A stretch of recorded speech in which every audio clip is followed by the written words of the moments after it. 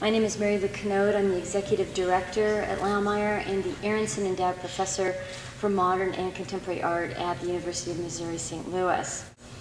But I want to thank particularly exhibition co-curator Dana Turkovich for her work on the exhibition and for her focus in broadening Laumeier's partnership with Webster University. I began this project when I first got to St. Louis, just doing research on the history of Laumeier and my reaction to being in a community with such rich histories, both hidden and not. I moved to St. Louis in 2009 from Phoenix, where the desert is a glorious and tangentious space, colonized by the very immigrants who crossed into the West via St. Louis. St. Louis has played many roles in the American narrative of manifest destiny and the conquest of landscape, and this role has provided Laumeier staff and invited artists with the core research platform that we're calling Archaeology of Place.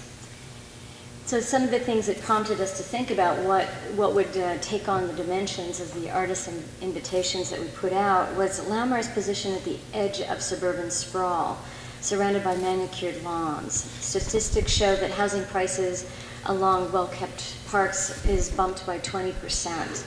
And I think that this is a very interesting thing for us to think about, the impact that we have on a community around us. We are a public but private space. We're a space that has transitioned from open lands exploited by native peoples to cultivated agricultural land. Then from private estate, the Collies actually built our 1917 house in 1917, and we became a public park in 1968.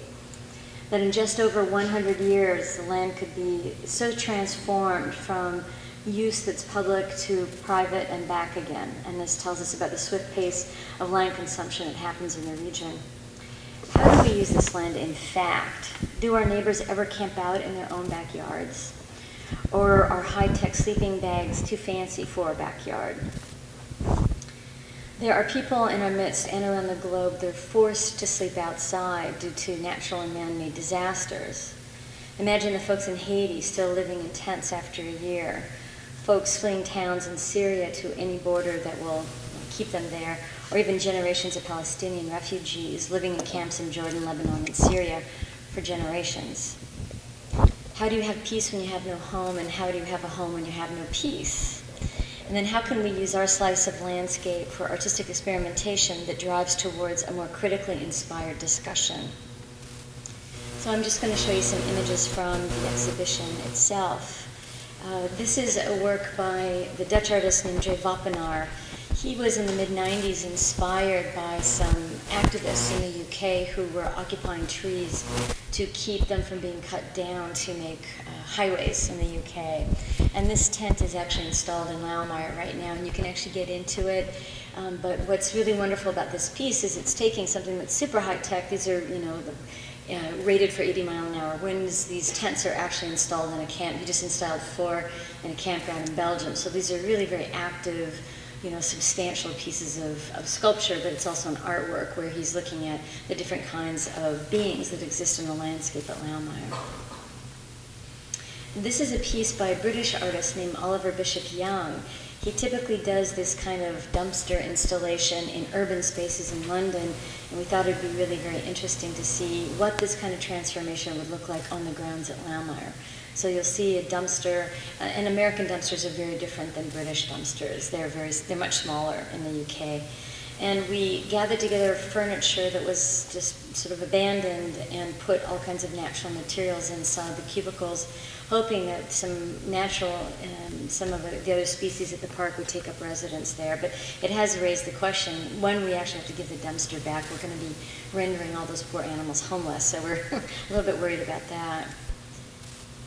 Now, this is a work by a Chicago-based artist named Michael Rakowitz, and when he was in grad school at MIT, he was walking by some homeless folks every day on the street, and he started to engage with them about what they would need to be living more safely or more comfortably on the streets. Obviously, an artist is not necessarily able to address some of the underlying questions and problems that drive people into the streets in the first place. But he thought that designing things for homeless people, but specifically to meet their needs, would be a very interesting way for him to express his engagement in political discourse. The first tent that he made for homeless people was using dark bags, thinking that people wanted privacy, but evidently people, the people he was talking to, didn't need that. Actually, they are more in danger from things they can't see than the things that they can see. So it was much more important for them to be visible within the community. And you can see that there's a tube that links to the outside of Laumeyer's building. We had just a fan in there and making the piece inflate. But this is actually adaptable, so you can link onto, it's called a parasite, become a parasite on a building in an urban environment using, hot air blowing from a laundry room or something, so that it gives you, some warmth in the winter, which is really the issue for folks who are living outside. One of the projects that we have inside the galleries is a piece by a British artist named Emily Speed, and you can see this construction as this very funny little tower of different parts. Emily was in residence for a couple of weeks at Laumeyer, and through her going through the city, looking at the different kinds of typographies and typologies of architecture in the city. And she's very interested in how it is that we carry home with us wherever we go. We are made from these experiences that we have in the cities where we're raised. And so this is a little piece that she put together, but she performs this actually as a way to demonstrate how we take home with us wherever we go. And when she performed at Laumeyer, it was really quite charming because you could see her feet coming out from underneath this. She wears bare feet when she does it. And so when you see this kind of architecture walking around the park or walking in the city, it's really about, how these images really impact the way we think about the world that we live in. And this is a piece by an artist named Mary Mattingly. She's very interested in the kind of adaptable DIY furniture design, clothing design that a lot of people are doing, so that this is a piece of clothing, but it's also transformable into a tent or some type of shelter for outside. And folks like Hussein Chalayan, lots of designers are thinking about how do people transform their own things in their world into something that's more functional. So for example, if you think about a tent living outside, if you're a refugee and it rains, a tent doesn't actually protect you from water flowing underneath you. So how do you adapt the things that live in your world into something that's a little more stable for yourself? This is a work by a Canadian collective named BLG, and this is a really very beautiful pot piece and otherwise a fairly serious exhibition looking at some of these topics. And this is obviously a really beautiful flame made out of sheets of acrylic.